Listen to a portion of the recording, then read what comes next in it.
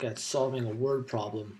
We're going to do some factoring at the end. So this is a tough question. This is your chapter problem for your chapter 5, right? So we have this object, and it says each square base is 3 centimeters less than the one below. Okay, so part of the question says that these are all squared bases. So we didn't quite write that part down. But these are square bases. So that means that this base is a square, this base is a square, and this base is a square. Okay, so these are all the same side lengths, and same with the top of this right here. Okay, this information looks like I'm drawing a Halloween figure here. All of these are the same, and they've already given us the heights. They said that the heights are all the measure of x. We just don't know what x is. Okay, the first part of this is they want us to solve for surface area. Okay, so we need to find surface area, and part of that means we'll have to find the measures of these other bases. Because each is 3 centimeters less than the one before, they've only given us the bottom one. Okay, so let's label these. We'll call this number 1, shape 1, shape 2, and shape 3. Okay, so the length of the bottom of shape 3 is 2x plus 5. Shape 2, how can we figure out the length of shape 2? What information have they told us? That is 3 centimeters less than the one below. Yeah, and the one below is shape 3, right? So we could take our measurement of shape 3 and we can subtract 3 from it. Okay? So 2x minus 2. Yeah, exactly. Very good. So this becomes, and we don't need the bracket. I just kind of had it in there to show that we're using the one before. This becomes 2x, and then 5 minus 3 is positive 2. So that's our length for shape 2. Perfect. So let's write that in. 2x plus 2. And this is 2x plus 2. And then for shape 1, we know it's 3 centimeters less than what? Then shape 2. And shape 2. And the measure of shape 2 was 2x plus 2. And we need to subtract 3 from it, so we can drop those brackets off. And what are we going to get? 2x minus 1. All right. And 2 subtract 3 becomes negative 1. Perfect. So we get, right in here, 2x minus 1 and 2x minus 1. Excellent. So we've gathered our information for the lengths of things. Okay. We need to find the surface area. To deal with the easy part first, I'm going to deal with the surface areas of all the walls. Okay, so this is what I mean by the wall. So we'll do shape 3's walls. So there's 1. How many walls are like this? 2. 4. Yes, 3. I know you can't quite see it, and 4. So there are 4 walls like that. Okay, so for shape number 3, and I've kind of written him in black. Okay, we need to figure out the surface area, and the surface area would be the length times the height. Well, what's the length in this one? Length times height. What was our length of our base here? 2x plus 5. Yeah, 2x plus 5. And what's the height? X. Just x. Great. Okay. And how many are like that? How many of the walls have this measurement? 4. So instead of doing this 4 times over, what can I do instead? Multiply by 4. Yeah, we can just multiply by 4 or kind of write it like this. Okay, so now this might look confusing. Have you done distributive property? Do you remember doing it? Yeah. Usually when you do distributive property, the value's at the front, but it doesn't matter. You can start at the back. Let's start by distributing our x into both of those. So when we do that, what is x times 2x? 2x squared. Yeah, and what is x times 5? 5x. 5x. Now, I still have my 4. So let's distribute again. We'll distribute the 4 into both terms. And what will we get for all of the walls? I should title this. These are the walls. What is 4 times 2x? 8x squared. 8x squared. And then 4 times 5x? 20x. 20x. So these are all the walls. Okay, so we just figured out the surface area of all the walls. We've got that part. Let's do the walls of the next shape up. How many walls are there? 4. 4 again. Perfect. How are we going to figure out these walls?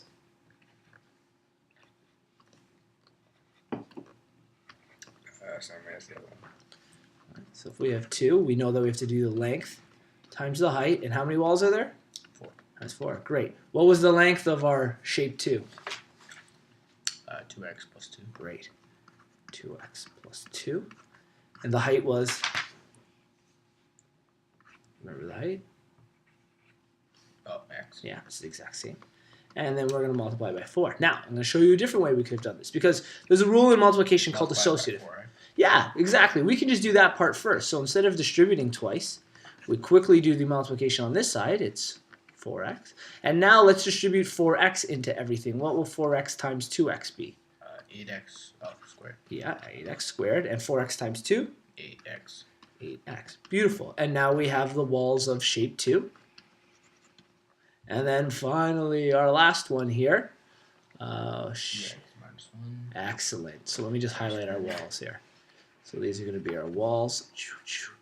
And you already know it, so I'm going to get you to quickly say it out for me here. For shape number 1, the walls, it's going to be 2x minus 1, like you said, times 4x.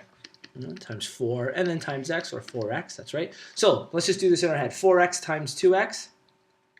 8x squared. Yeah, and 4x times negative 1. -1x. Or negative x. Negative 4x, yeah. Sometimes it's tough when we do it in our head, which is fine.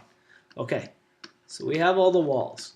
So in terms of finding surface area of this entire shape, we're going to have to add all of these things together. So these are just the walls to start, okay? We're going to do the other part a little after.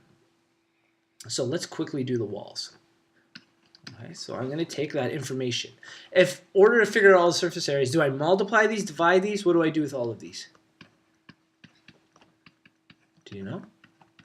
It's going to be an operation between all of them. We add them all. We add them all. Good. Wall 1. Wall, I'm writing this one in. 8x minus 4x. And then let's move this over so we have room. And then finally 8x squared plus 8x. And all of these need to be added. Okay, so since they all got to be added, there's no multiplication. We can try to drop off all of these brackets. I'm going to quickly put it together. 8x squared plus 8x squared plus 8x squared. Do you know what that'll become? 24x power of 6. We're not multiplying. Squared. Still squared. Very good. And then we'll do these values. 20x plus 8x. What will that be? 28x. Yeah, minus 4. 24x. 24x. Perfect. So we now have our surface area for our walls. Okay, we've done that really quickly. That's the easy part of this. Here's the hard part. Okay, we need to find the surface area of the tops. Okay, now the entire top doesn't show, as you can see, right? We have it here. So normally, and what we'll say is the bottoms of all of these shapes aren't showing, so we're not going to use them. I'm going to say that you wouldn't count that surface area. To find the surface area of this top, we would just do this times this, right? But it's also covered. It's being covered by this shape here. So what we're going to do is find the area of the larger square, and because it's covered by a smaller square, we're going to subtract that value from it. Okay? So we're going to make expressions the same way. So the first expression is we multiply these across. Now, have you learned FOIL yet? Yep. Okay, good. So let's go down and work on this one.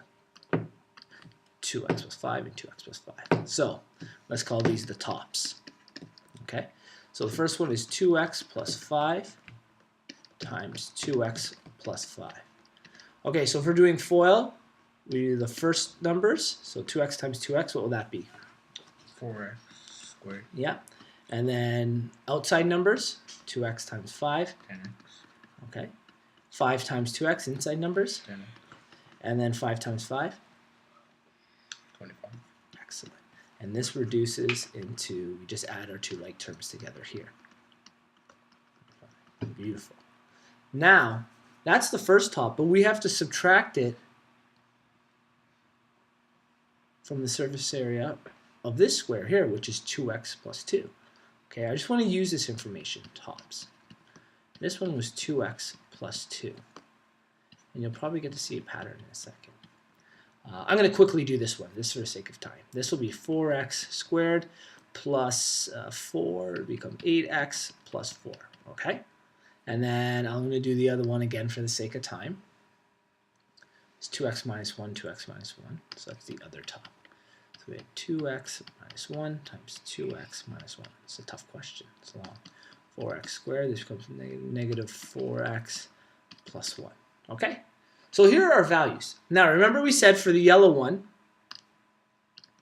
we got to take this area and we subtract this square area. So we take this black area and we're going to subtract this. So I'll write out the first expression for the top. Top is 4x squared plus 20x plus 25. And this needs to be subtracted by 4x squared plus 8x plus 4. Okay, so I'm going to have to do that. I'm going to just set up this next one too. And then I'm going to speed through it because I know it's taking a bit of time. The next one is the same idea. We take this surface area, so that's 2x squared by 2x squared, and we subtract this one, which we've already calculated. And then luckily on top, it's just that value, right? We don't have anything taken away because there's 3 tops, right? So top number 2, let's do it in green. Top 2 is 4x squared plus 8x plus 4. And it's going to be subtracted by the other value, which is our blue one. 4x squared minus 4x plus 1. X squared minus 4x plus 1. And then finally, the last top, luckily we've already calculated it. It's that value there because there's nothing to subtract from it. Okay. So we do have to figure out these 2 expressions. And once we have those tops, we're going to have to put it all together with the walls. So there's a lot of info here. I might have to just move these down so that we have a little bit. Okay, once I drop all the brackets off, essentially this negative has to be distributed into all 3 of these terms. So this becomes 4x squared plus 20x plus 25 minus 4x squared minus 8x minus 4. So we collect our like terms. 4x squared minus 4x? 0. 20x minus 8x? 12x. 12x. 25 minus 4? 21. 21. Okay, so that's one of the tops. The next top, same idea. I have to distribute that negative into all of those terms. Okay. So we get 4x squared plus 8x plus 4 minus 4x. Oh, good, it caught me. Plus 4x, and that should be squared actually.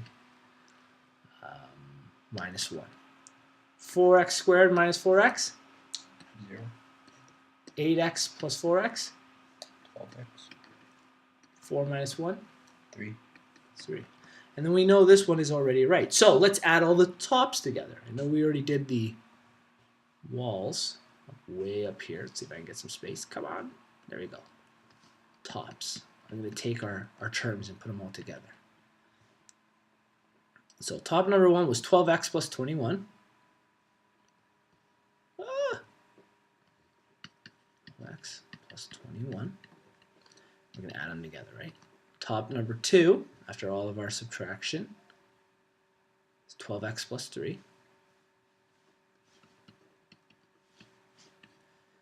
And then the final top is this number right here. 4x squared minus 4x plus 1. X squared minus 4x plus 1. I believe that's right. Okay. Let's put the tops all together. We can drop all the brackets, and there should be an x here. Let's look at these like terms. 12x and 12x is going to be what? 24. Yeah, and then minus 4x? 20x. 20x. Okay. 21 plus 3? 24. Plus 1? 25. Okay. And then this is the only 4x, so it stays as 4x. We have 4x squared, and this was a positive 20. So here's our other expression for all of the tops. To really find the surface area, we have to add the walls and the tops together. So now we add these expressions. This is a ton of work, this question. Okay, let's put them all together. 4x squared plus 20x plus 25 plus 24x squared plus 24x. Okay, like terms. What's 4x squared and 2x squared? What? 4x squared plus 2x squared. 6x squared. Okay. 20x and 24x. 44x. Okay. And then there's only a 25. So lo and behold, our expression would be this. Okay? And then we could technically work on factoring. This is a huge question. No wonder this was the chapter, what do they call it? Chapter problem. The chapter problem. No wonder it's the chapter problem.